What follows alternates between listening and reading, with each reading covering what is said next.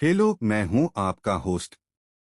आज हम बात करेंगे उस घटना का जो जापान में भूचाल ला दिया था, साथ ही पूरी दुनिया में इंसानियत को शर्मसार कर दिया था। टोक्यो, जापान, नवंबर 1988। रात का सन्नाटा, सड़कों पर हल्की ठंड। 17 साल की जुंको फुरुता, एक हंसमुख और महत्वाकांक्षी स्कूल गर्ल, अपनी पार्ट टाइम नौकरी से साइकिल पर घर लौट रही थी।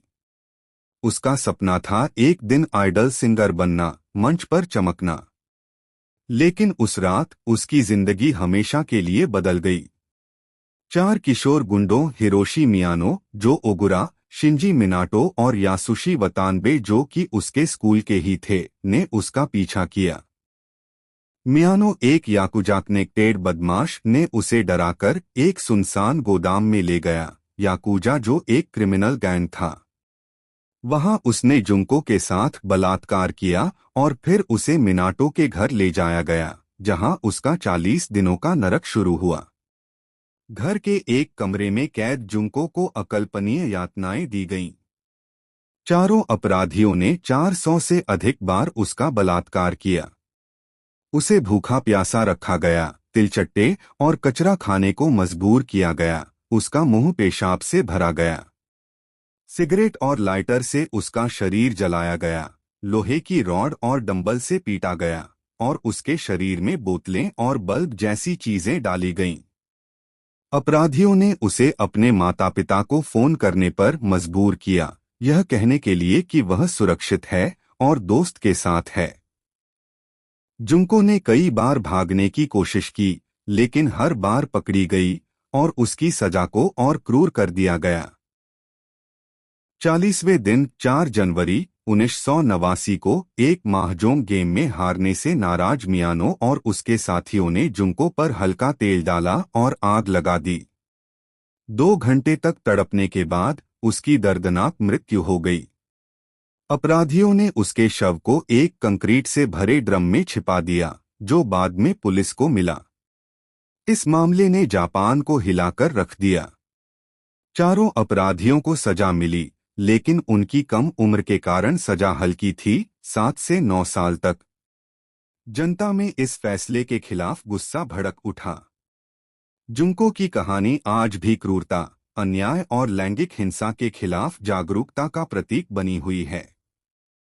उसकी हिम्मत और त्रासदी ने दुनिया भर में लोगों को झकझोरा, और वह एक ऐसी आवाज बन गई जो न्याय की मांग करती है। ये कहानी सबको पता है, लेकिन हम वो बताने वाले हैं जो कोई नहीं बताता, कि उन चारों अपराधियों का क्या हुआ, वो अब क्या कर रहे हैं। तो चलिए ये भी जान लेते हैं। जुंको फुरुता के हत्यारों, हिरोशी मियानो, जो ओगुरा, शिंजी मिनाटो और यासुशी वतानबे के वर्तमान ठिकाने और गतिविधियों के बारे में सटीक जानकारी सीमित है, क्योंकि उन्होंने जेल से रिहाई के बाद अपनी पहचान छिपाने की कोशिश की और कुछ ने अपने नाम बदल लिए। उपलब्ध जानकारी के आधार पर यहाँ उनका संक्षिप्त विवरण है। हिरोशी मियानो, अब बदला हुआ नाम हिरोशी योकोयामा मियानो, इस अपराध का मुख्य सरगना, को 20 साल की सजा मिली थी। 2009 में रिहाई के बाद उसने अपना नाम बदला। 2013 में उसे धोखाधड़ी के आरोप में गिरफ्तार किया गया, लेकिन पर्याप्त सबूतों के अभाव में उसे रिहा कर दिया गया। कुछ रिपोर्ट्स के अनुसार वह एक सामान्य जीवन जी रहा है, शायद टोक्यो में, और कथित तौर पर महंगी कार, मर्सिडीज और गहने रखता है। उसकी वर्तमान स्थिति अस्पष्ट है, लेकिन वह कानून के साथ बार बार उलझ चुका है।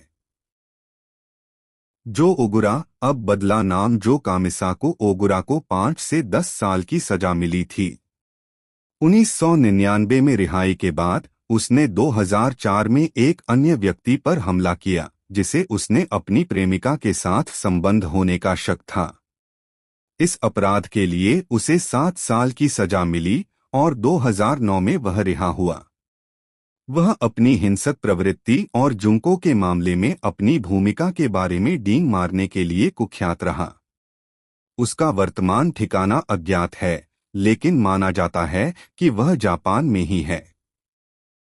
शिंजी मिनाटो को 5 से 9 साल की सजा मिली थी और 1998 में रिहा हुआ। 2018 में उसे सैतामा में एक 32 वर्षीय व्यक्ति पर धातु की छड़ और चाकू से हमला करने के लिए गिरफ्तार किया गया, जिसे हत्या का प्रयास माना गया।